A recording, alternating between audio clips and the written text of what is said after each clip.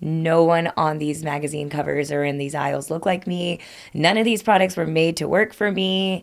And I think I just had this moment of, I want to be the one to change that. It actually is so cool to me that the brand is called Live Tinted, because I feel like it unites people from all different tints. There is seasons for every brand. And I really do believe that consumers are smart. And hey, like the second BLM and COVID went away, so did all those DEI budgets. My favorite things about me are my South Indian eyebrows and eyes that so clearly show who I am. And my skin color is like my favorite thing about me. It's just dope because it makes me uniquely me. And I'm just happy to be that confident. We are just in a world where people do things because it makes them happy, but not because of the pressures of society. Yes. And if that means fillers, if that means surgery, do you. But don't do it because you saw a Kardashian doing it. Do it because like you, your whole life, have felt that you wanted this to make yourself happier. Welcome to Mirror Mirror with me, your host, Amy Chang. This is where we look at beauty on the surface and everything beneath it, from the cutting edge science shaping the industry to the cultural and societal forces behind how we see ourselves. Each week, I'm joined by experts for deep dives, alongside unfiltered friend of a friend conversations that tell the full story. Expect insight, raw honesty, and the beauty intelligence you've been searching for, the kind that lets you love beauty while still questioning it. Continuing our conversation from last week on the new beauty standards, breaking and reshaping Eurocentric beauty ideals, we have today's Friend of a Friend episode featuring Deepica Mutyala, founder of Live Tinted and trailblazer in inclusive beauty. We talk about navigating a world built around Eurocentric features, building a brand that celebrates women of color, and balancing the weight of being a symbol with just being herself. This conversation was so much fun. I love Deepica, and I know you'll love this episode too. Tell me about growing up in Texas. Wow, where do we begin? I have so much appreciation for it now, but growing up, I had so much resentment for it because I always wanted to be in New York City and live out this like big glamorous dream. But how did you know about New York City? Did your parents take you there at some point when you were younger? No, we didn't really do vacations. That wasn't a thing for us. Like going out to eat wasn't really a thing for us. It was a treat to go to like Olive Garden or Subway. Like that was a big deal. We had a few family vacations, but that wasn't a part of our like lives. We didn't even have cable. So I would go to friends' homes and watch MTV and E! News. And I always thought I could be like the Indian girl on the red carpet. And then it was really this like very distinct memory when I was 16 going down beauty aisles that I was like, wait, like no one on these magazine covers or in these aisles look like me. None of these products were made to work for me. And I think I just had this moment of, I want to be the one to change that. And I knew that the beauty industry was in New York. So I sort of had this like resentment in high school and even in college because I went to UT in Austin. And I was like, why am I still in Texas? The beauty industry is in New York City. But more even like deeper than that, you know, at school, I just wanted to be a cool kid. You know, growing up Indian and like if you're Indian, you're in the AP classes and you're getting good grades. But I wanted to be cool, like a cheerleader, or I wanted to be the girl that was invited to the parties and stuff like that. And then I was.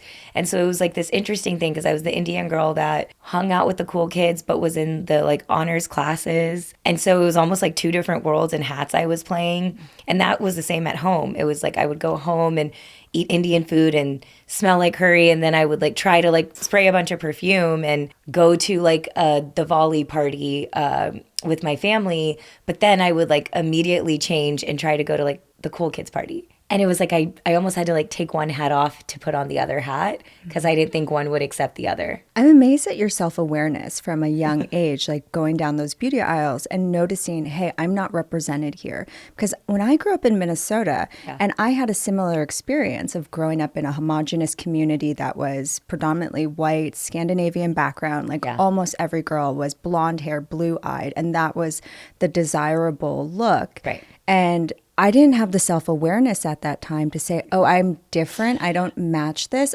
It was very strange. I just saw that and was like, oh, I'm supposed to look like that. So I'm going to just try to look like that without realizing, hey, perhaps I should be represented as I am. So I dyed my hair blonde, tried to make my skin as tan as possible. Like, did you ever have a moment like that of trying to assimilate to the cool group, the dominant group? That was middle school for me. In middle school, I dyed my hair blonde, got blue contacts, tanned. Oh my God, the blue contacts. I had them too. Green, blue, grayish hazel. Gray. Went through all of it.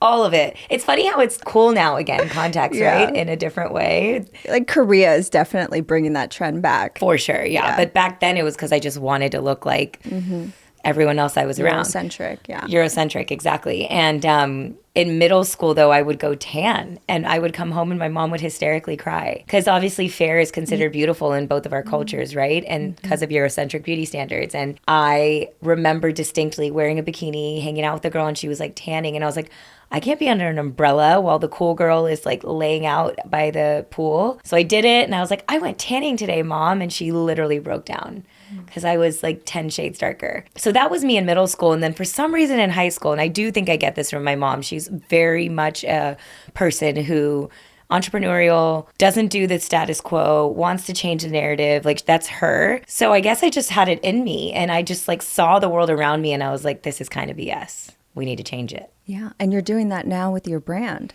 So tell me about its inception. I think Live Tinted was the dream I had when I was 16, but I think the way it's kind of played out is honestly bigger than my wildest dream. Like I used to doodle as a kid D Pearl because my last name Mutyala means pearl. And so I thought the name would be something like that or Deep Beauty. That was trademark taken, but it actually is so cool to me that the brand is called Live Tinted because I feel like it unites people from all different tints. And that was always the goal, is like, how do we think of a name that's not about me, but about a collective of people that can finally feel seen in an industry that has been capitalizing on the idea of making feel the exact opposite. I feel like every step of my journey was to build this. I first worked at L'Oreal. I was an early employee at Birchbox. I became a beauty influencer after a viral video, all to one day build this. So going from the corporate beauty side, startup beauty side, to the beauty influencer side, to now the beauty brand founder side, it's like every touch point has kind of happened. And that's why I feel like I was made to do this. It wasn't like a day I woke up and decided I have an audience, like I'm going to build a brand. It was actually the opposite. I wanted to build a brand, happened to grow an audience, and then launch this brand, which I think for me stands for so much more than like the physical product that people have. Like to me, that's a vehicle and a symbol of the mission of Live Tinted, which is to make people feel seen. And so you were a part of the Ulta Beauty Incubator Program. The brand has investment from Unilever and also recently got investment from L'Oreal. Yes. Could you talk about what that journey has been like to get others who are in those positions of power to buy into this dream and mission that you have? It's been hell.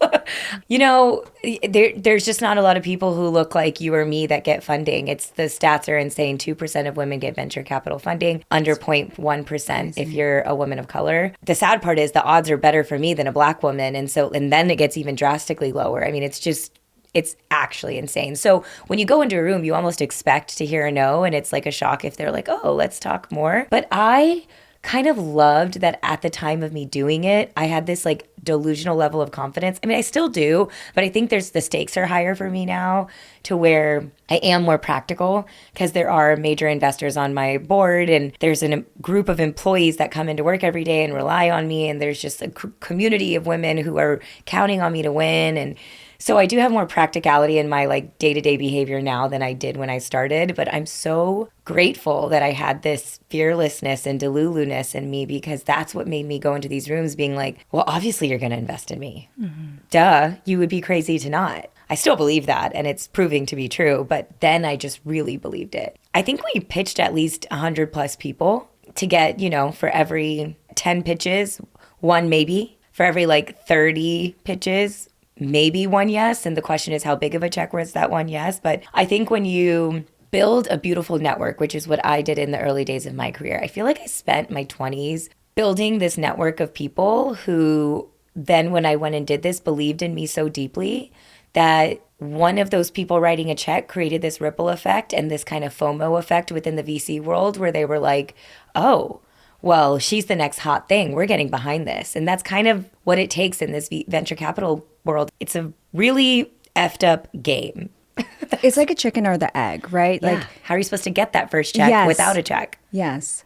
But I think I am really proud of the network I built. That didn't come to my lap. I grew up in Texas. It wasn't like I knew an Indian girl in the beauty industry that I could be like, can you mentor me? That wasn't a thing. So I made my own mentoring. So who are some of your mentors? I would say the one that I'm the most excited about is Bobby Brown. I hit her up in the DMs. I asked her. Just straight cold call DM. She DM'd Live Tinted thinking we were already a beauty brand when we were just a community platform. And I freaked out, obviously. And she was like, I'd love some products. I'm doing a masterclass in India.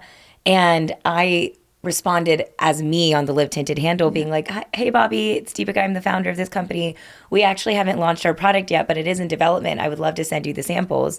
And this was for the original Hue Stick color corrector. And Bobby Brown is so known for color correcting products from her original brand. So I was like geeking out. She was like, sure. She's so chill. And then I was like, also, I'm going to be in New York City. I would love to come meet you. And she was like, yeah, sure. My office is like, she told me her Jersey office and stuff. And that was actually the day we launched Live Tinted. And she didn't know that, but I was there doing press and interviews. And that was when Desk Size happened in person. And I was doing all the things. And that day I went and drove down to Jersey and went to her office. And I was so excited. I wasn't nervous. I was excited. This is like the legend of my life, right? First of all, she's so tiny, but she is mighty, a force. Like Bobby Brown is those things. And basically by the end of it, you know, we did a Facebook Live together, which was so cool. And she was like, this is real innovation, holding my product. Pinch me moment right there. And then I just asked her, I was like, will you invest in my company? In some way it came up and I was like, will you invest in my brand? And she was like, nobody's ever asked me that. And I was like, well, this is me asking right now. What year was this? 2019. It was May 2019 was the month that we launched our very first product. She invested, she became an advisor. And to this day, when I have freakouts, which is pretty often, she'll just respond and say like, chill, calm down, you're fine. Like, were there any other brands at that time that were inclusive? Fenty had come out and it was incredible and awesome. You know, the difference with Fenty versus Live Tinted is they were backed by LVMH and they had Rihanna, right? So for me, I had raised a small pre-seed round by this point just to get the first product to market, right? Like Fenty had launched with like, I think 100 plus SKUs and launched with Sephora. I was launching with one product, 3 SKUs just on our D2C. You know, it's just the power of the muscle and machine behind you. I was really, really, really starting from scratch. And it's so cool to see everything that they have done. But it's also just the fact that I didn't have that kind of backing. I didn't have that kind of level of like, would I have loved to have launched with 50 foundations? Of course. But that's a lot of capital. That is a lot of money that you need to be able to do that right, especially a brand that stands for inclusivity to do it right. But in look at them now, LVMH is divesting them. Right. And I think, you know, I think my opinion on that is like, I'm not surprised. I think people are seeing it as such a bad thing. But if you really think about it, they have created a multi-hundreds and millions of dollar brand. I believe the last stat said they're doing 400 million plus, right, globally. I think at a point for a company, it's, okay, we built this, we scaled this, and now we want to make our return on this. And some people want to keep it going and scaling it and then making their returns, or they're like, well, we built it with our muscle, and now somebody else can take it and scale it in a way that our resources have kind of tapped out on. And people would say, well, LVMH, why, how can they tap out? I think they have to pick and choose where they want to continue their investments, right? They have Sephora, they have Moet, they have Hennessy, they have so many other things underneath them. I don't know. As a founder myself, I wouldn't look at it as a bad thing. I would look at it as a potential opportunity to cash out myself. So after COVID, we saw a whole host of inclusive brands pop up. We sure did. And then there was cultural pressure and demand for more inclusivity of the major beauty brands. And as those big brands felt that pressure and then started to create, you know, products geared for people of color and expand their shade range, how does that impact indie brands that have built their identity and mission around inclusivity, and now they have to compete with big brands that are taking that space? Yeah, and celebrity brands, all that happened during that time. I mean, one thing, I did mention Fenty existed, but we were the first beauty brand to ever start as a community platform centered around the idea of inclusivity and focusing on DEI. And so, of course, when COVID happened, there was a lot of spotlight on brands like myself that honestly had been sort of ignored previously. So it was a moment of much deserved attention that Black-owned and brown-owned brands, I think, deserved. there was, like you said, a ton of people that all of a sudden started screaming DEI, and it was very, very surface level and very, very performative. The way I feel about it is there is seasons for every brand, and I really do believe that consumers are smart. And hey, like the second BLM and COVID went away, so did all those DEI budgets, right? Like we see it across the board. Target, I mean, we could go down a list. I can tell the brands that are still thriving and versus surviving, and it's all based on the genuine why of the brand versus a performative action of the brand. That's like so clear to me. And people ask me how I feel about celebrity brands, and I'm like, the best will survive and the rest just won't. And that's what we're seeing, right? Like Hailey Bieber Road, she posts about it almost daily, maybe multiple times a day. How many celebrity brands are you seeing actually doing that? This is like one of their gajillion projects, and you can see the impact in the sales of their beauty companies because of it. What would happen with like Beyonce's brand, Sacred? Because in the initial launch of it, she didn't even post about it at all. I think what's cool is Beyonce has hired a really incredible executive team behind the brand. She has really great funding behind the brand. I mean, it's actually, from my understanding, it's her self-funding it, which I really respect because she wants 100% ownership of her entities. But I know the team behind Sacred, and it's legit. And so what's I think the most exciting thing that Beyonce wants to happen, which is my dream for Live Tinted too, is that these brands outlive us. And if they have a smart enough team, they can build a brand that outlives Beyonce, and she's just there to support. Versus like a Rhode, I mean, listen, this isn't my opinion. This is like what the reviews of people are saying online. Like when she came out with her lip balm, the lip peptide product, like so many people were saying it was grainy and there was things that were with it. It was grainy, yeah. You're buying into the Hailey Bieber brand. Right. Versus Sacred's goal is that we're creating quality products that Beyonce is backing, but it isn't her as the face. And that was a really intentional decision by her. And I'm excited to see what happens, because if she can do it, she's proving a business model by a celebrity that hasn't been done before, honestly. Versus with Hailey, it's like you're buying into her lifestyle. And for me, I want Live Tinted to be incredible products that like stand on its own with a mission that people are proud to be behind, that happens to have a founder story that people can relate to. I think when I started, it was founder, brand, product. And now the goal I've told my team is it's product, brand, founder. I want the product to like just shine on its own, because we make really quality products. And what we've been focusing on the last 2 years is retail to scale. And now it's all about brand awareness. How do we get as many people knowing about Live Tinted as possible? So I know when they try the product, they're hooked. Our repeat customer data proves that. But we just got to let the world know we exist. I love your Glotion SPF, and I'm hooked on your new Hue stick, the foundation stick. It's creamy. It provides incredible coverage. Second skin, not heavy, lots of skincare in it. Buildable, like you said, you can get that coverage you want if you want it. It's really the most intensely qualified product and elevated product we've ever created, made in Italy. If you put it next to the best in the industry, that's double the price of ours. I guarantee you, if you did a test, we would beyond compete, if not surpass. I know I'm biased, but it's the truth. Support for this show comes from Allies of Skin. Do you know what regenerative skincare is? I'm always dealing with redness and inflammation, so I've been using products that activate skin's natural repair systems, and Allies of Skin does this so well with their growth factor and copper tripeptide serums. The growth factors signal the skin to rebuild collagen and lift and firm, and copper tripeptide reduces redness, and it keeps my inflammation-induced melasma at bay. Out of all the products I test year after year, I always find myself returning to Allies of Skin.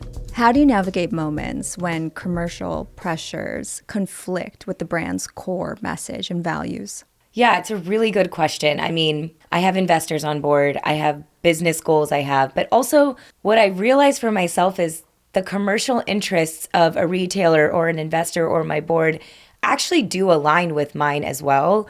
So I've kind of reframed it, because I never wanted Live Tinted to be a niche brand. I think it's really important that young girls around the world see a brand like Live Tinted globally, and they see someone who is like me that started it. And so for me, in order to create that sort of mentor for young girls that I didn't have growing up, we have to win, and we have to win in a big way, which means we have to be commercially viable and create a return for my investors. And so, what I think about is, even though we started as a brand that was seen, especially because we launched during BLM, for people of color, that was actually never my goal. It was always that finally it included people who look like me in a brand that touched everyone.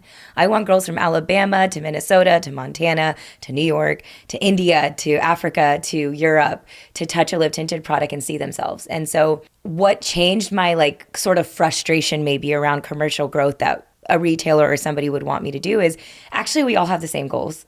I don't want us to be in an aisle that's just for a certain kind of person. I want to be next to the biggest beauty brands in the entire world, and that's what we're doing at Ulta Beauty right now. We are next to MAC, Kylie Cosmetics, Charlotte Tilbury, Live Tinted. This little brand that I dreamt up at 16 is next to these massive brands, and now our skin tint sells every 2 minutes at Ulta Beauty. We are their fastest growing makeup brand, and that cannot happen without commercial viability. So, you know what I've realized is like, I'm not sacrificing my goals. I'm just finally including people who look like me into it. But I want the light-skinned girl to see themselves in this brand just as much as I want the deepest skin girl to see herself in the brand. And can we achieve every single skin tone at the size of business we are? No. But what I've always made sure we do is that there's equal representation in deep, medium, and light, which means you are leaving some dollars on the table, knowing that the population of the US skews more on the fair skin tone side. 60% fair. Thank you, 60%, which is why a lot of brands make 60%. They do more than that, to be honest, on the fair skin side. But I have decided that, like, if you don't have a brand why, then why do you even exist? And I think consumers can feel that in the long term. They can fall in love with the product, but eventually there's a new product that comes in and they'll just trade it out if they don't have like I think a deeper meaning behind the brand of why they care about it and brand loyalty. And that's why whenever we launch products, we do an equal amount across the board. And then we start slowly adding in based on the data more on this side versus this side. And really have to work with our retailer around that, because let's be real, retailers are measuring you based on productivity per square foot. If you are less productive in the deeper shades, and in fact, for us, our complexion products, we are way more productive in the fair shades than the deep shades, but we still create the deep shades because it's our brand why. And my hope is that as we create more brand awareness, the deeper skin tones will come to our brand and recognize that we were always there for them. What about in instances like, you know, the consumer is asking for a bronzer? How do you navigate something like that? Yeah, it's really tough. The reason we haven't launched it yet is because we haven't been able to nail it yet. Because I don't want to create a bronzer that only serves this part of our demographic and not this side. So you can tell, like, strategically and intentionally why we haven't launched certain products, because it's really hard to do it for the deeper skin tones. And it's not to say we won't, but that's why it's taking us so long to do it, because we have conversations really intensely with internal team, with makeup artists, with our community, with friends of mine that have that skin tone, with influencers, to really make sure, like, hey, like, if we were to create a bronzer for the deeper skin tones, what does that actually look like? And I had a conversation with one of my friends, Amy Chang. I talk to her all the time, and she actually told me instead of bronzing, she does the, what is it called? The flip of bronzing. It's like under contouring. That's not the right word. Underpainting? No, that's not it. It's basically she uses her skin as the bronzer and then lightens the rest of it to create a bronzing effect on her skin. Yeah, I guess it's highlighting. Yeah. She had a word for it, and I don't want to butcher it, but I don't know. And that didn't feel like the right way for us to do it. And so I'm still just trying to, I guess the summary is, if it doesn't feel like I can service the brand why of Live Tinted, we just don't do it. And so, yeah, like you said, a bronzer is something I want. I know a fair skin tone wants from us, but yeah, how do you do that without disservicing another? Yes, alienating your core and while also servicing the larger audience you're trying to also capture. That's exactly right, yeah. You've become this symbol of inclusivity in the beauty space. It's so crazy to hear, but I guess it makes me excited to hear it because I didn't have that. Like, I didn't get to see someone who looked like me and say I could go do it too. But do you have those moments where that feels heavy? What does that feel like? And when can you just be Deepica? I try to be as authentically myself on the internet as much as, like, the best compliment is when people meet me in person and they're like, you're exactly what I hoped you'd be, thank God. But I do think that pressures like a brick on my chest happen all the time, because I do feel like Live Tinted is bigger than myself. It is hope for a lot of young people out there. It is creating a lane that didn't exist before. So, you know, the pressures are not, of course, financially, I want to create a world for myself and my future children and things like that. Like, it would be so silly to be a businesswoman and not say that.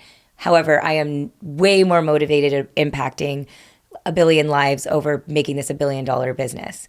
And if I can do both of those things and create a world for young girls to see a woman like me build a brand like that, why wouldn't I do that? But how do I relax? Well, I live by the beach now.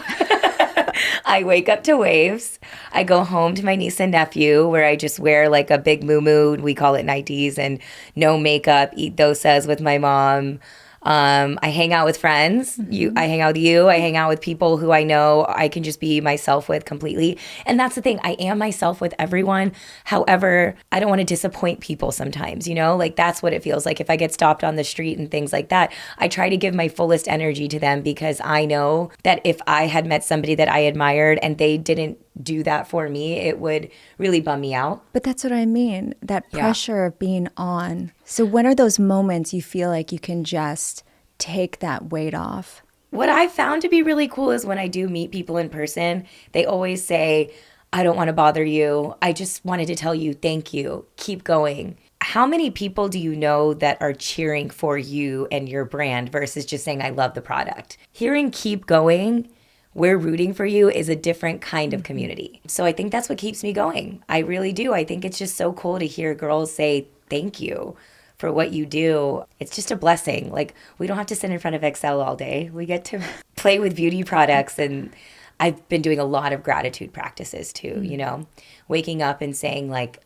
I get to do this, not I have to do this. Even today, it's raining outside and stuff. It's like, I get to come talk to my friend about the brand that I'm so proud that I have built from scratch. Yes. What a blessing to be busy and booked. Yes. That's what gets me through it. Yeah. But I really appreciate you asking that because not enough people do. And it's heavy. It's heavy. Yeah. You are in the public eye.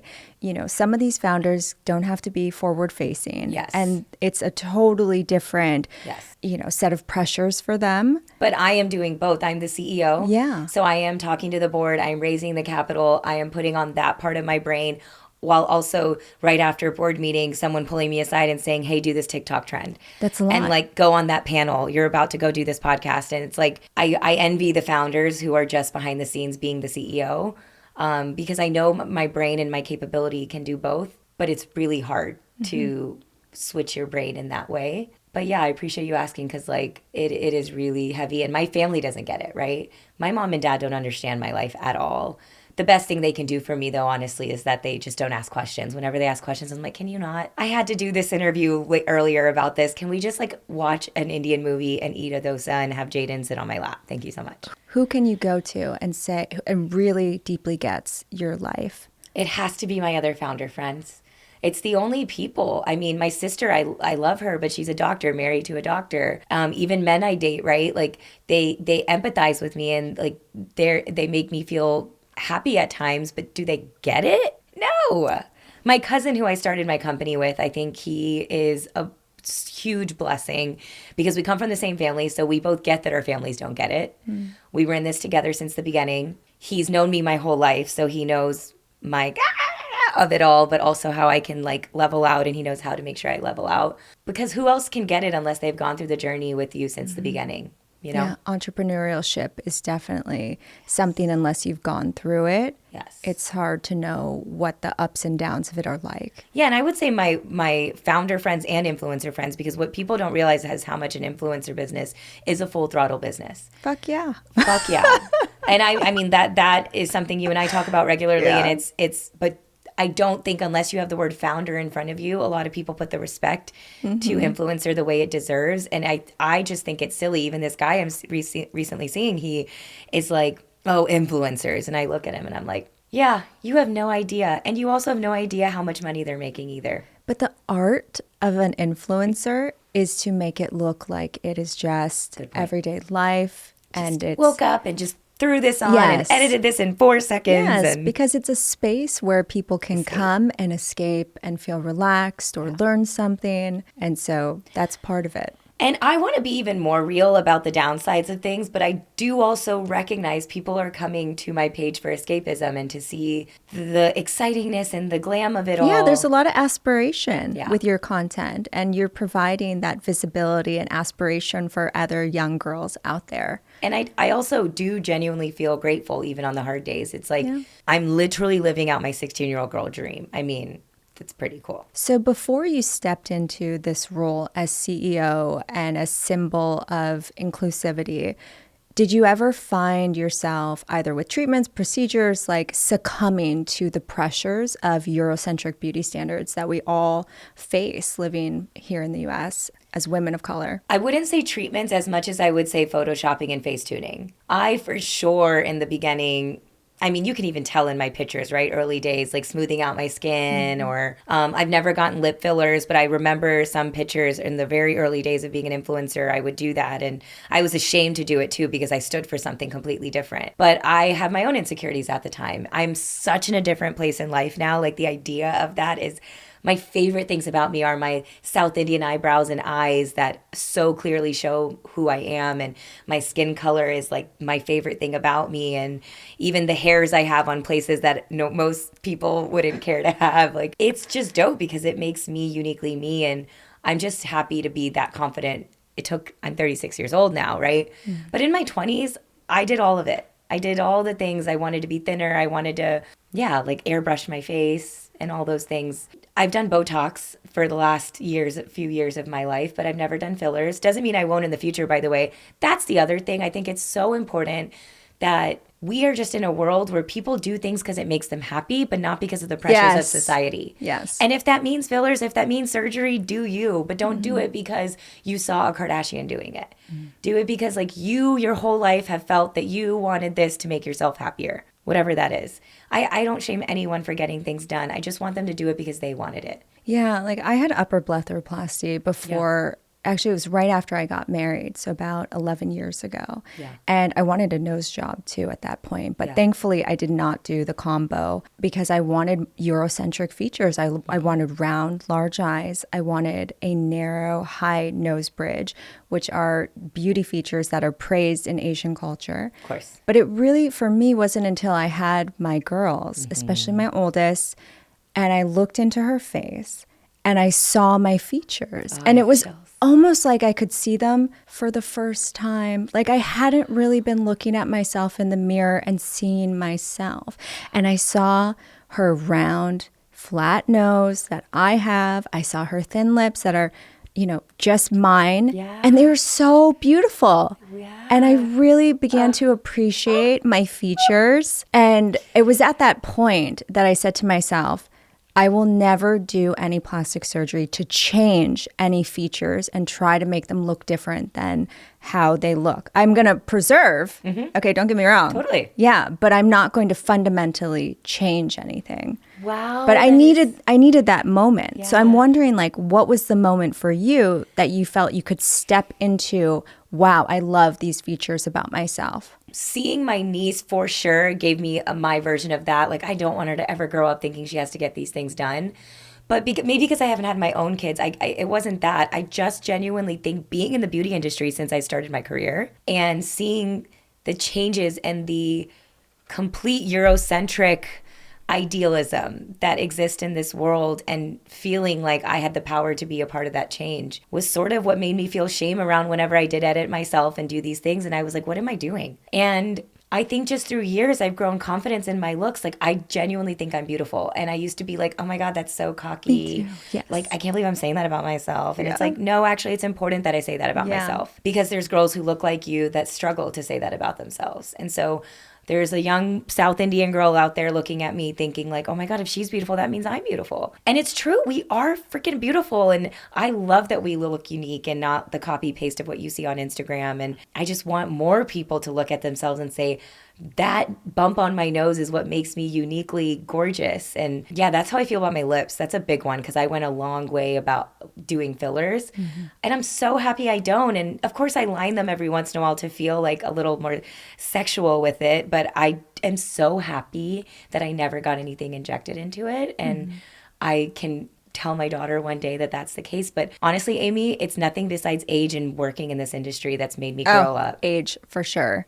Age. Yes. Knowing that I can be that change and my brand can be a part of that change. And that's why we feature real people from our community. And we want them to feel beautiful and the stars of the show when everyone's doing, these fancy pants models. But I think for me, it wasn't just, it's the things that come with age, experience. True. You're right. Developing and deepening relationships. Yeah. And then also developing a career. I Yeah, can't tell you that's a good how point. much that has helped to foster confidence in myself, where I can say, I'm no longer just my looks. I am my brain. I am my emotion. I am the people in my life Yeah. and those relationships I've built. You know what's funny for me is I feel like for the last 10 years, I've been the ambitious girl. Like if my friends described me, the first word they would use is ambitious. And I've centered my life around building this brand and my career. And I feel like 35 was the year that I was like, I'm taking care of me and gonna make myself feel fucking beautiful. And I just changed my entire lifestyle to get to this point now at 36 where it, and I wouldn't say it started at 35, that's just when I like started to actually feel it. So like specifically tell me, what were you doing I and think what I'm did you change? sexy now. I think I'm a girl now. I was so in my masculine energy for the last 10 years, and I was so used to being the successful girl,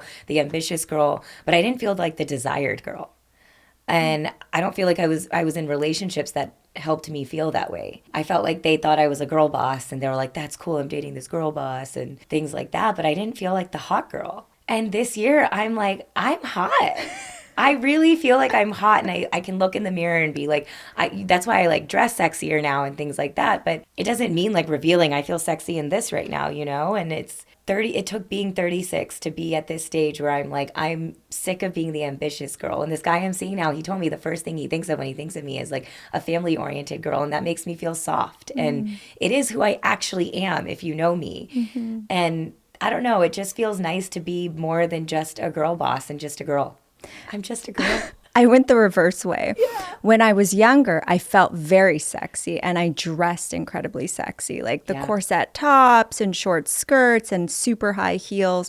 Always had to have like a full, dark shadow, smoky eye look going on, and my hair like Sabrina Carpenter. That was my look back then. Okay.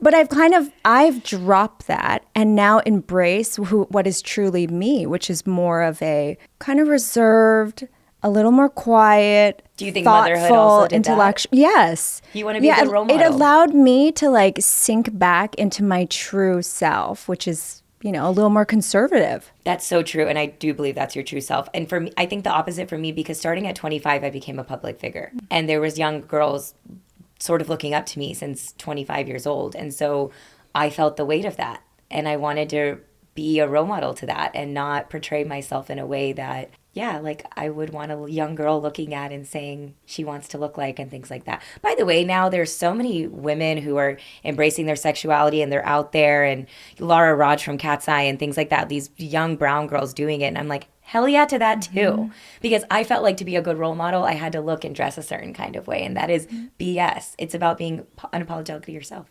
Did you feel that pressure coming from growing up in your culture? Oh, yeah. Oh, my God. I always say I'm going to say this in a book, but whatever. Here we are. In high school, because I wanted to be cool, I went to a party that was corporate hoes and CEOs themed. Okay. And I dressed like a corporate hoe. And now I'm a CEO. And I feel like that has to be in the book in some way, from corporate hoe to CEO or something.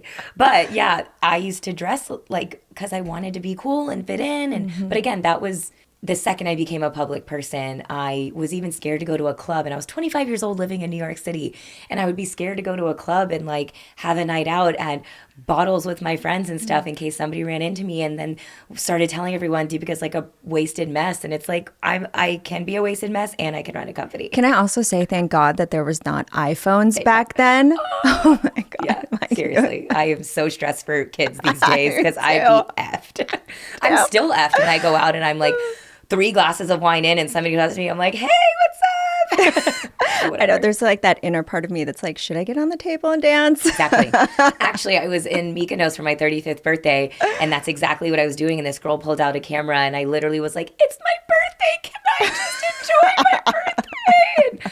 But I think the real beauty and power, and that's why I love seeing these young girls that are, I sound so old, these young kids on the internet, but they're just themselves. They don't care. They're like, you can do both. You can literally be your full self. You can run a company. By the way, what do you think these white men that are CEOs of all these companies are doing in their free time? They're drinking a lot. They're doing a lot of other stuff. Like, why can't I be both? Why can't I run a successful company, party with my friends, be a good daughter, be a good aunt, and be a good girlfriend? Like, all the above. I want to be, I am all of those things. I just get scared of the full public perception of it because people are also so quick to turn on you and bring They're very you down. punitive online. That's the thing. I would be more comfortable being my full self online if people weren't so mean. People are so mean. I think people forget that we're real people. Real human being behind all of this and like all the threads and stuff. I guess I'm also down to just protect my mental health these days. And I'm like, just focus on. Don't even go there. Yeah. Don't even go there. But I would love to be like, people have asked if I want to do like a reality show and stuff. It's like, that is my personality type. Yes, you would be so good on like Real Housewives of Beverly Hills. Yeah, they asked me about New York recently and they were like, would you move back to New York and stuff? And I just was like. Oh yeah, because they're recasting the show right now. And I just realized like, because I used to vlog my weeks on YouTube and show everything. But it's just so scary to me to think I wouldn't have control over that and what character they want me to be. Am I going to be the girl boss or am I going to be the annoying wife or not that I'm a wife, but like whatever they want to cast me as. And I'm like, do I really need that at this stage? I'm running a multi-million-dollar business. It's going well. It needs all my focus. And that is my purpose right now. Maybe there's a next chapter of my life where I have less stakes. Like I said, I have a board. I have major investors. I have a team, people who rely on me. I'm okay with the fact that whatever I do right now can jeopardize the success of my business. And so I hold that to a heavy weight and try to portray a version of myself that people would be proud of, I guess. It would have made sense in like 2019 when you're trying to like get exposure for the brand or attention. Before launch or something like that. Totally. Because I've talked to other Real Housewives who are like, oh, that was my intention with why I went on the show. And then once I was done, I went and launched my brand. There's still new eyeballs that could benefit, right? Like it would still be beneficial, but at what cost? There's a huge risk. And again, at what cost? And how do you date when you're on a show like that? Yeah, I mean, it's already difficult being in the public eye as you are now. The thing is, like, that is such a huge focus for me at this point in my life. I want kids. I want a family. I want a wedding. I want it all. I want to lean into my girlness of it all. And so the priority is continue to build a team that can build a really beautiful company while having and preserving a personal life. Did you ever look to your mother for confidence? Like sometimes I think about the fact that I'm adopted, and when I looked in my mother's face, I saw her white, Italian, French, Canadian face. I could not see my own features. So how could I draw confidence in them if I can't see an example of a woman in my life feeling confident in them? Oh, you made my heart like feel something. I don't think I realized growing up how much I am my mother and I am who I am today because of my mother. Like, I am literally her to the point where it just is like, oh, why are we so the same?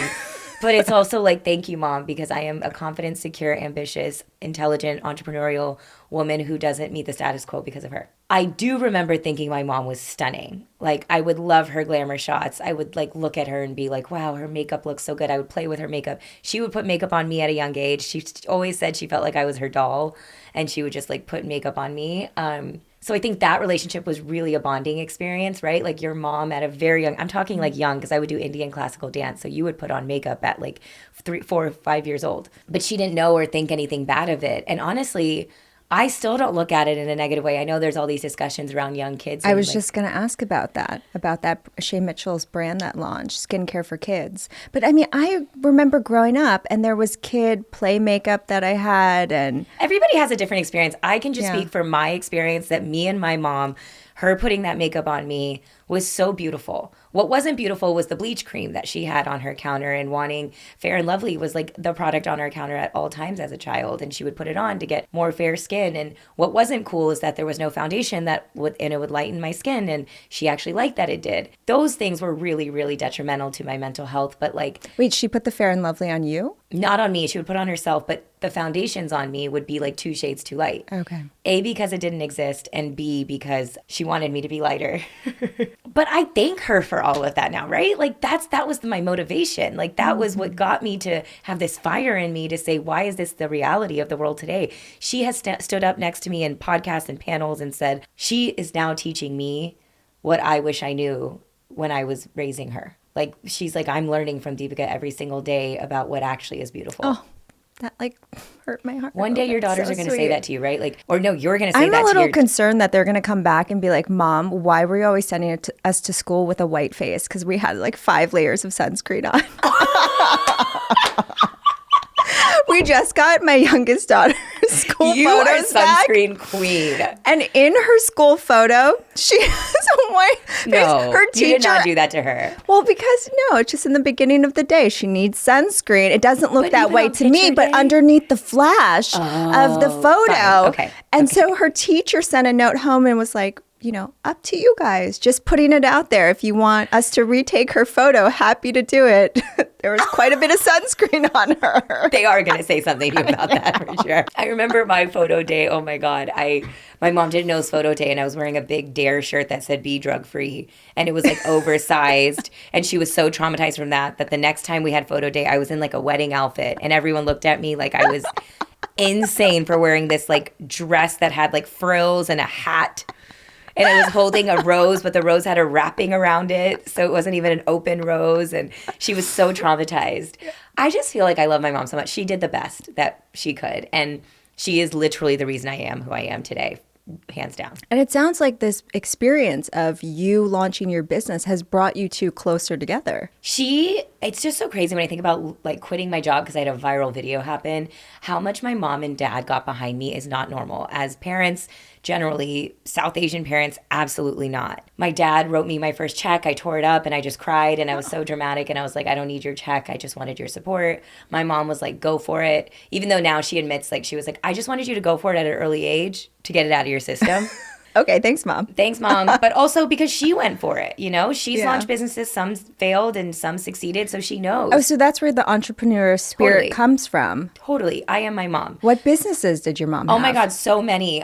She opened a Padma's Eatery after her name in downtown Houston, a restaurant. Crazy, right? Like, who does that? She's an Indian mom. Like, she went for it and she did it. She started doing real estate and brokering deals for people who were in Texas that wanted to buy land in India. That really took off. To this day, it's something that she does and really, really, again, leverage her network to make wealth for herself and her family. My dad has always been the base of our life. Hardworking man, would work overnight shifts and do everything he could to create a base. And my mom sort of took that base and like multiplied it. It's really beautiful. But I will say, like, my mom and dad are the reason I live in scarcity versus abundance, but it's not their fault. They came from India. They came to this country. And I feel like that's an Asian mentality too. Yeah. Because I think it's an immigrant mentality. We're always just scared it's going to go away. And I am actively making it a promise to myself to change that intergenerational trauma for my children, because you can be responsible and obviously do all the right things, but enjoy life at the same time. I have to beg my parents to take a business class flight to this day, you know, and they're just like, we're saving everything for you and your sister. And I'm like, we're good. Yeah. We're good. Because of you, we're good. Now go live and enjoy your life, you know? Yeah. But yes, there's a lot of trauma that comes from my mom and the fair and lovely of it all, but it's made me who I am today. And truly, like, my mom's beauty to me, actually maybe deep rooted, is the reason I did think I was beautiful and didn't want to get surgery and things like that. It was always a skin tone issue, not a features thing for me. Mm-hmm. I never really thought about that, but now that you're saying it, it's like I thought my grandma was beautiful too. It's like I just looked at them like they were gorgeous women, yet I was in this beauty industry, and like, it's just interesting. So how did you find your beauty style when you turned to media and you didn't see yourself in those examples of, you know, fashion and at that time there were no online tutorials of makeup? Yeah, I think in the beginning it was actually not finding my own style and just doing whatever the cool girl was doing, even in my 20s. Especially when I first became a beauty influencer too, it was like, oh, well, she's a big beauty influencer, so let me recreate her style and her stuff. And then I think, honestly, the real moment that I shifted was when I was creating my own brand with Live Tinted. I was like, what do I want?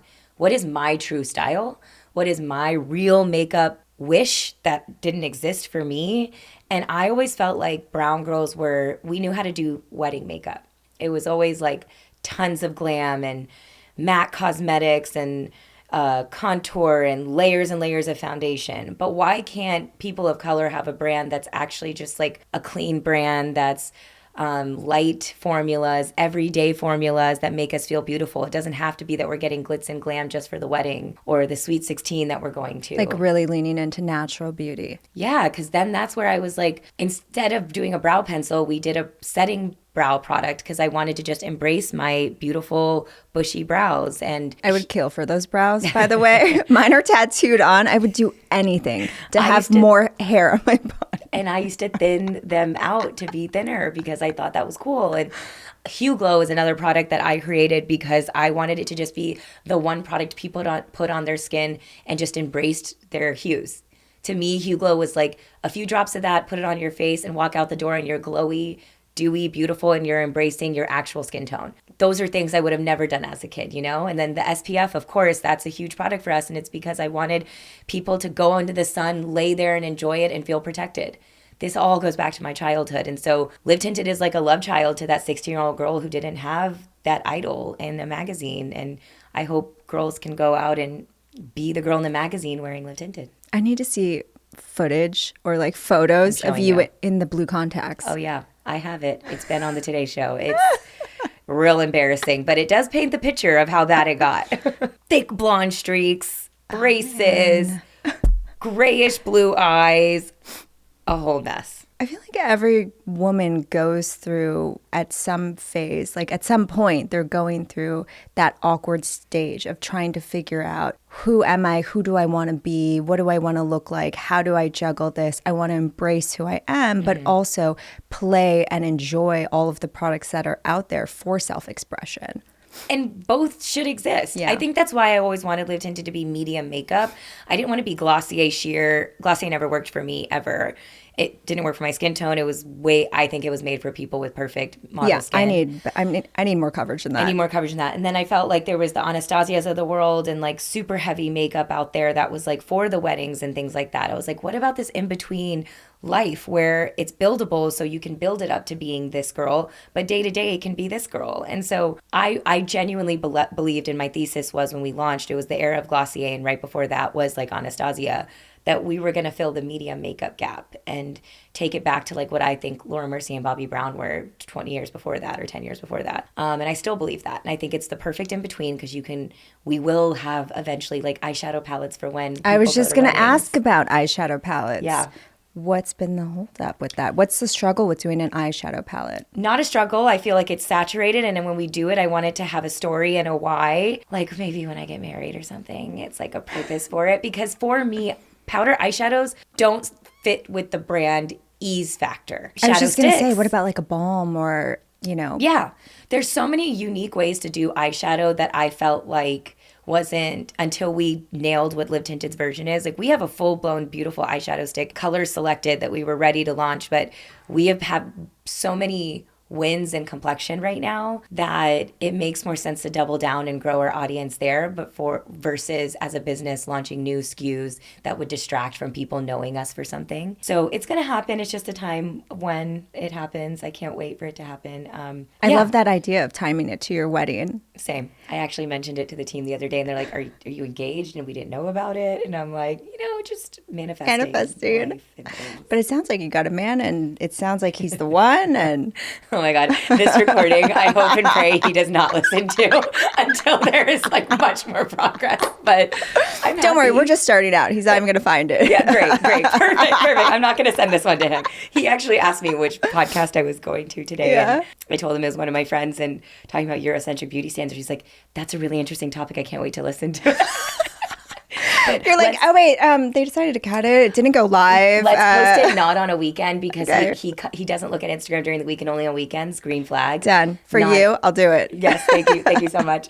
But I think the summary is I am happy, and being happy translates into every part of your life, like you're a better boss, you're a better friend, you're a better human being, and I feel like I'm a better daughter. I'm nicer to my parents because I'm like not in a toxic relationship. It's so great. I mean, there's that whole trend on TikTok where getting the spark back. Tell me about it. I need to do it. Oh no, it's like saying, yeah. I did or that it's one. like getting my spark back, and then there's all of these women showing themselves in a toxic relationship and how they just look exhausted, drained, aged, My and skin then was once a they're mess done, this summer, and it was bad. But because stress, cortisol levels it's doing that. I just got my blood work today, and my cholesterol in life has never been healthier, and I'm like, I just feel like it all plays into each other. All of it. And that mind-body connection. You know how everyone says it's supposed to be easy? I was like, okay, whatever. Nothing in life is easy, even relationships, but it just feels like easy. That's how you know. They're the one. Okay, let's move on. Honestly, I think he'd be secretly so happy that I said that on here. He's so on the same page.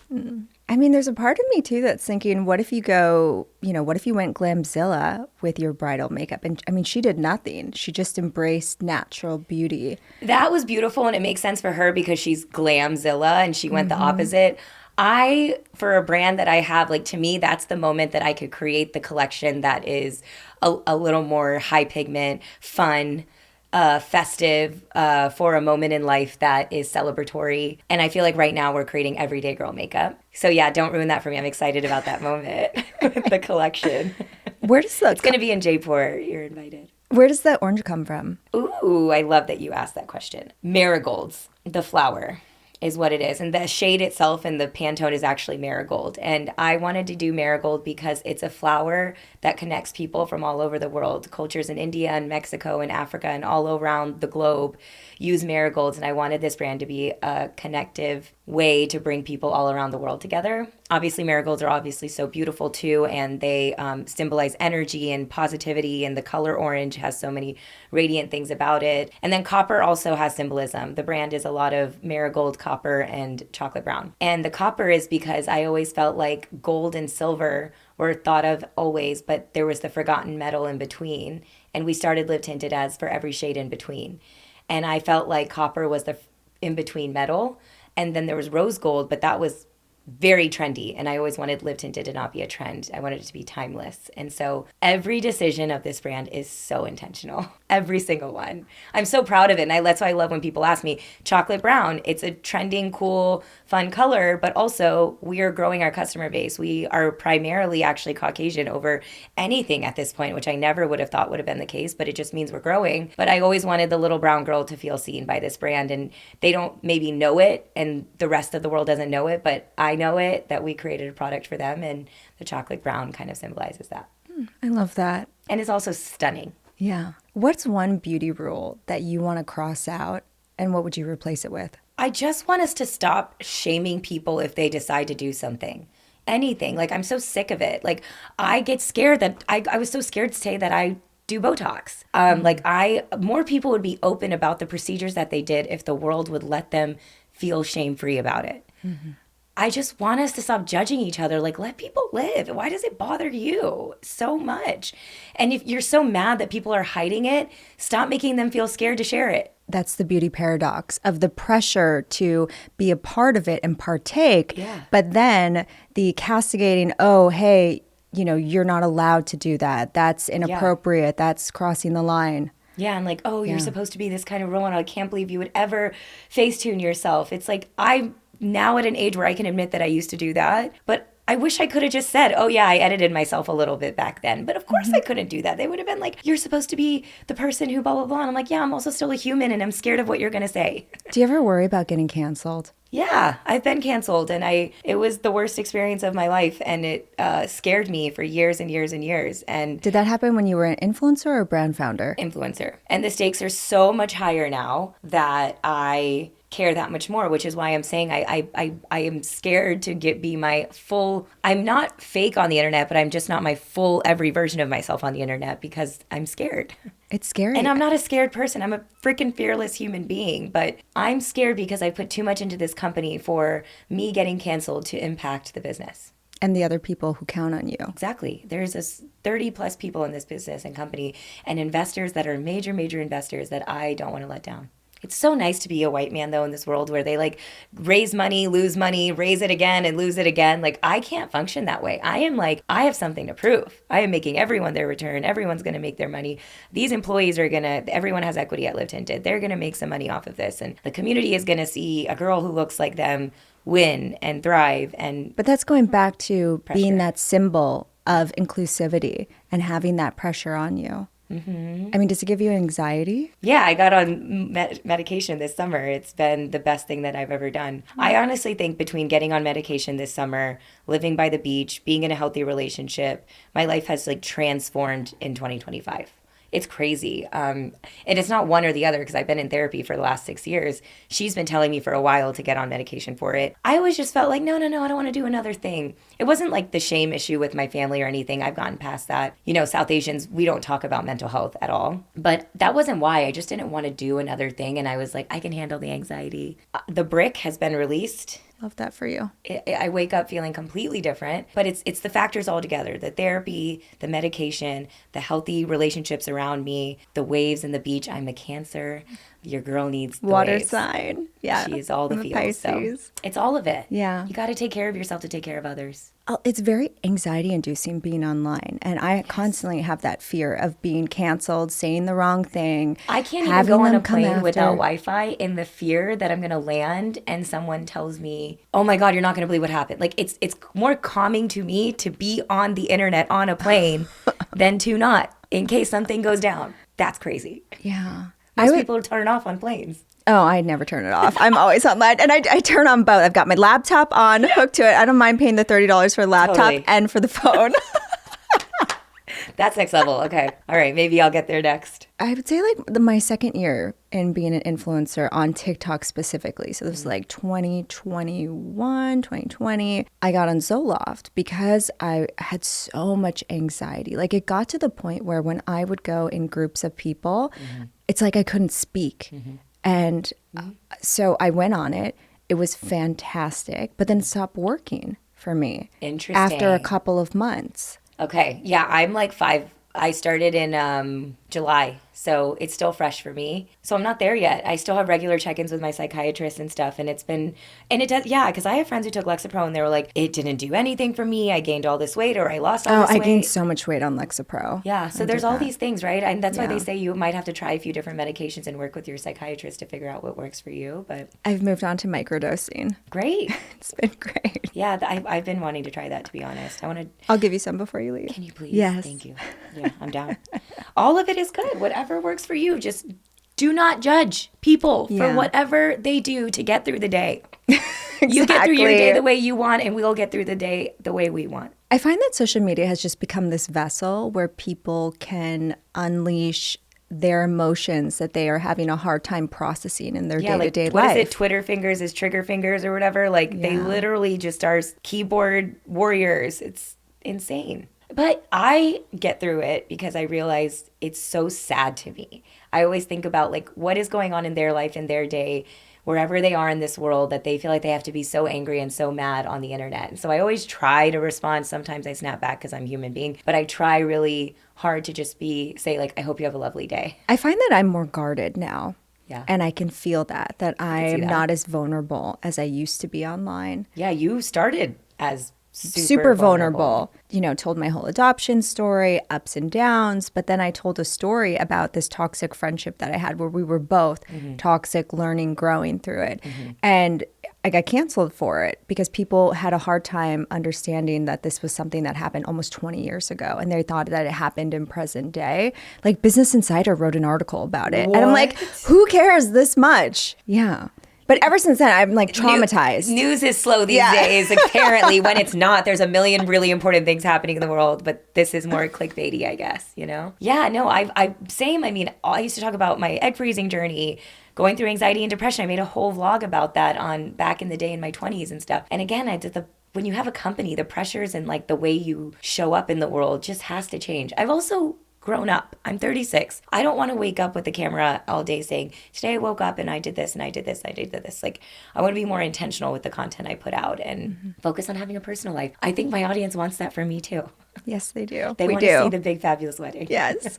I know I do. Yeah. And the eyeshadow palette. You want it for the eyeshadow palette. I know. I've been thinking about it for a while. Really? That's why when you brought it up, I was like, okay, great. We're getting there. We are getting there. Yeah. It's just a matter of like the majority of our sales, I think it's 55% of our sales come from complexion. And then it's tinily distributed across the rest. So it's like when you're a brand in this growth phase, you double down on what's working from brand awareness versus that makes sense. Adding SKUs that maybe won't be as productive. So there's business reasons to all of this. I mean, I can't wait. There's so many products. We don't have lip liners. We don't have lipsticks. The way a bulleted lipstick is the thing that got me obsessed with beauty. the YSL Rouge Pour Couture. I will never forget interning at L'Oreal, and they gave it to me for free. And I remember that red swatch on my hand, and I was like, I can't wait to make a bulleted lipstick this beautiful. So that's I bet the packaging is going to be stunning. I'm envisioning like that copper. Exactly.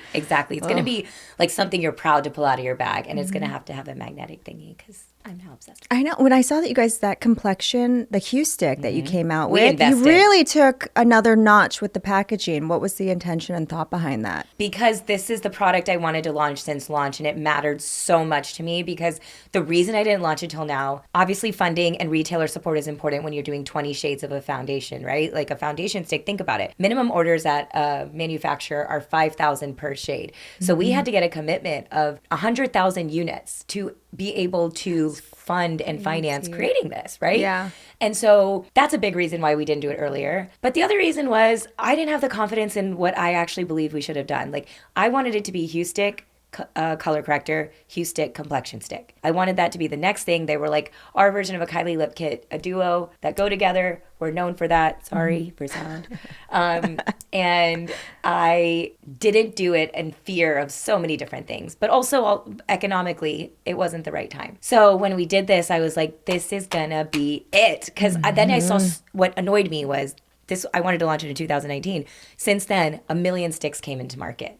And so it just annoyed me because I was like, this was always going to be our brand thing, complexion stick. But all these gorgeous ones came into the market and all these really, really not gorgeous ones came into the market. And I was like, no, like we are going to be the quality of the most gorgeous ones out there at a price that everyone can afford. And people keep comparing it to the Dior and the Westman. And I am certain it is because I know where all these things are made. We made ours in Italy. They make theirs in Italy. And we just price ours lower because Dior and Westman do it because of their brand, where they stand in the market. They're considered a prestige. And I want to be prestige quality at affordable prices. Like everyone deserves to get a prestige product and put it on their skin and be like, yes, this And is have that amazing. magnetic closure That click. and that heavy packaging. It's so hot. Satisfying. I told you, I'm in my sexy era. Yeah. That is a sexy product. Okay, so what sexy product is coming next? You'll see more complexion and protection from us. So think Sunscreen, you're talking my language. think SPF taken beyond the face.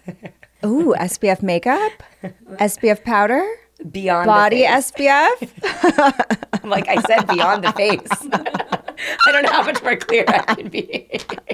That's only where my mind stays. Okay, just fine, the face. The yeah. face. That's fair. Yeah, complexion protection is continuously the future, and we're going to and you're going to see really cool marketing from us next year. We've really focused on scaling with It's the retailer. been really cool marketing. Where's it going to go next? I'm excited to see it. You know what it is when you're in it day in and day out, like we are investing in marketing this next year that in a way we couldn't before financially. We just weren't in a place. And now I'm pumped at the ideas we have that I think are going to shock people. And you know me, I have a big mouth. I would just share it now, but no contract has been signed and things are still being worked out. And I'm just excited because nothing makes me more excited than like the word for Live Tinted for next year is elevate, as you can see in this packaging. But we're elevating across the board. That's the word I'm going to present to the team on our offsite that we're having. And it's going to be about elevation. And we are getting a new art director to elevate our creative. Product and packaging is going to get elevated. The experience we give the customer is going to be elevated. Our marketing efforts are going to be elevated. Every touch point is going to bring it up because, again, the everyday girl deserves to have an elevated brand. I want to see more in-person events happen because Same. you guys were born out of We community. did so much of that. And we did a lot of that in the beginning. But again, like it's all about, where the efforts go. And it's all a business decision. It's not a like I have to separate it because emotionally and personally, I want only to do that. Every time I do a meet and greet, there's like 200 girls and they're like shaking and they can't believe that this brand is growing the way it is. And like, what brings me more joy than Oh that? man, that Like must just be so fulfilling. beyond. But every decision I make from an emotional standpoint has to be balanced with practical, what makes sense for the business and time and resources and all the things. But always laser focused on the end goal of making this a brand that is global. So we're seeing brands close left and right. How do you face the rising costs of consumer acquisition? I feel really fortunate that I have no concern that that is going to be Live Tinted's destiny. Have there been chapters and periods where I thought that? Absolutely. I mean, I think it would be a lie to sit here and say, I always had the confidence. Like I remember there's been periods where with everything you're saying, the tariffs, the expenses, the competition, I could keep going. But that's where I'm proud that I raised capital, and I've been able to raise capital because we wouldn't exist without the capital we raised. And I always say, like, I want everyone to take a really hard look at their business and their goals before they go out there and raise venture capital funding, because it is not for everybody. And when I started, it was in the era of Glossier and girl bossing. And so I was like, do I have to raise like a Series F, like hundreds of millions of dollars to be able to create a brand? Which is so not the case. But I think it would surprise people just how much money one needs to run a beauty brand these days. I think so. And that brands that are making $10 million are not profitable. Exactly. At that point.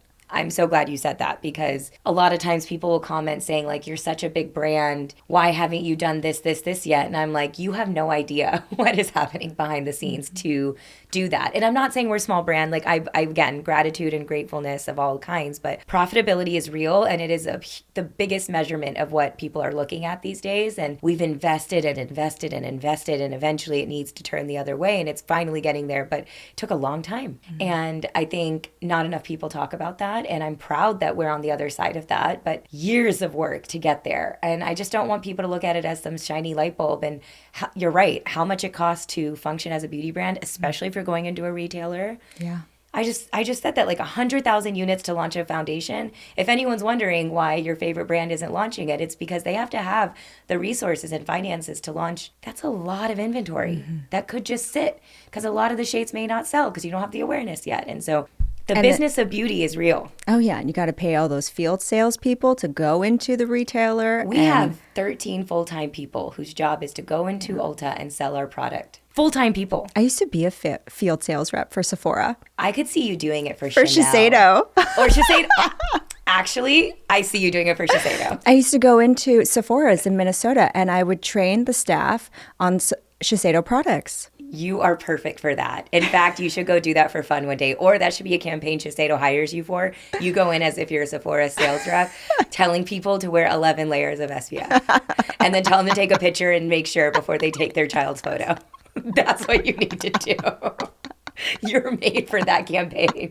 I feel like sales is such a skill that everyone should have. Like I told my husband, I was like, at some point, our daughters need to have a retail sales experience. That's so great. Yeah. I agree with that. I'm a natural salesperson. Like that just comes natural to me. But I think, especially if someone's an introvert, it's a really good skill. Just how to talk to different people, you know, how to communicate something in a distilled way. Yeah. It's a life skill. And like you said, like you are more of an introvert. It's funny, you are an introvert, but when you're with your friends, you're like...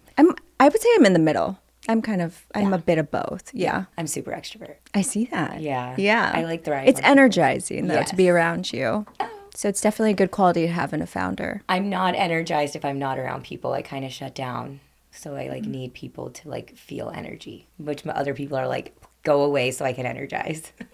Do you ever think about moving back to New York? We were just talking about how that close proximity to people, that energy there is so, it's the polar opposite here, where we're in our cars, we're isolated. You know, there's a lot of time spent alone in LA. Yeah, no, I'm over it. I had my New York era and I loved it. But now when I go back, it's like loud and it hurts my head. My head's already loud. There's a lot of thoughts in there, okay? I don't need a siren in the New York streets. I love it for a period of time. I go and do my job and I'm quick and ready to get back to my waves and the beach. And I'm already operate at a New York minute. I need the LA sun to like level me out. And the ocean waves. Well, thank you so much, Deepica, for being here. Can you tell the listeners where they can find you, where they can find the brand? Yeah, livetinted.com. We're at every single Ulta beauty door around the nation. Get it, girl. Thank you. Thank you. If you're in Canada, we're at Sephora Canada. We're also at Ulta Beauty in Mexico recently. So if you're ever in Mexico City, you can check it out there. And then Deepica across all social. Okay, so talk to me about Sephora Canada versus Sephora US. Why have you guys made a push into that retailer there, but Ulta is your main priority here in the US? The way it works is you kind of have to pick. If you want to go into a retailer and you want to get the biggest, most amount of support from that retailer, you can't at the beginning be in more than one. Because if you're in Sephora... In the US. In the US. So if you're with Sephora and you choose Sephora, it takes all your resources to make Sephora win. If you're in Ulta Sephora is not going to be as excited to carry you. And so you kind of just have to choose your path and the way you're going to go. And for me, Ulta has the most amount of doors in the US that reach audiences in places where I feel like people don't feel seen. And now they're going to be in Europe. They're just launched in Dubai, Space NK, they just acquired in Europe. Yeah. They just opened in Mexico. But for me, I have a large Canadian audience. There's a lot of South Asian people there, and then also just my direct audience is there. So it was also important to me that we were able to test a new market outside of America in a way that felt safe and not too big of an undertaking. So wait, you're in Sephora Canada, but you're not in Ulta there. Ulta doesn't exist there. Oh. Yeah. I don't know. I didn't know that. Yeah. They thought about launching there, but they ended up doing Mexico. Okay. So we're in Sephora Canada there, and they're amazing. I mean, they're the visibility and the awareness they've been able to give us is awesome. And it just plays a little different than Sephora US. It just is different. And listen, I get it. Ulta and Sephora are the two biggest and the best in this country. And I understand why the resources would go to exclusive brands. And because we are an exclusive brand with Ulta, we are committed to growing with them. They have been incredible partners. And I honestly pinch myself. I literally messaged Keisha, the CEO, who, by the way, is a rock star, a woman, CEO for a Fortune 500 company, and she is shaking things up in a way that I just get so excited to be an Ulta Beauty partner. It's just, it always goes back and forth between the two on which one, whatever, but the future of Ulta looks bright. And so as an exclusive brand for them, it just gets me hyped. I love shopping at Ulta Beauty. Yeah. Sephora feels overwhelming. I don't know what has happened to Sephora the past 5 years or so. Well, I love hearing that. Very overwhelming in Ulta. I can only just speak to the teams there. They are just so wonderful, and the support as an indie brand that we get, we couldn't grow without that kind of support. And I always tell them, I'm going to be the case study that says we went from 0 to 100 mil plus because of Ulta Beauty. But at some point, is the goal to eventually be in both? Because once brands scale to a certain point, you see that Briogeo, after a while, ended up going into Ulta, or, there's countless other brands that do both. To me, if I can grow with one retailer to get to my goals, it's cost effective and it just makes the most sense across every board to stay there. Once you cap out and it's a discussion between you and the retailer, it's just a business discussion. They aren't trying to stifle our growth, but if they're arguing we can help you grow more, then why not just continue to stay loyal and grow together? But yeah, listen, my ultimate goal is for Live Tinted to become a global beauty brand. And in order to do that, there might be a partner that comes on board that helps us do it better. And when that happens, they're going to want to see us grow at a different rate. And that means more retailers globally and also domestically. It's just the future within the next, my foreseeable future. I'm super focused on Ulta. Well, thank you for sharing all of this with us. Of course. Thanks for having me. I know. It's so good to see you. I've never Have fun on your date tonight. My anxiety medication, but you made me feel safe.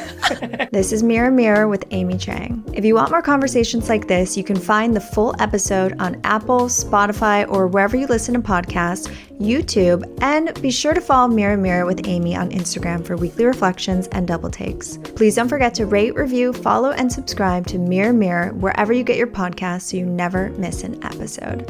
Thanks for examining the world of beauty with me, your host, Amy Chang.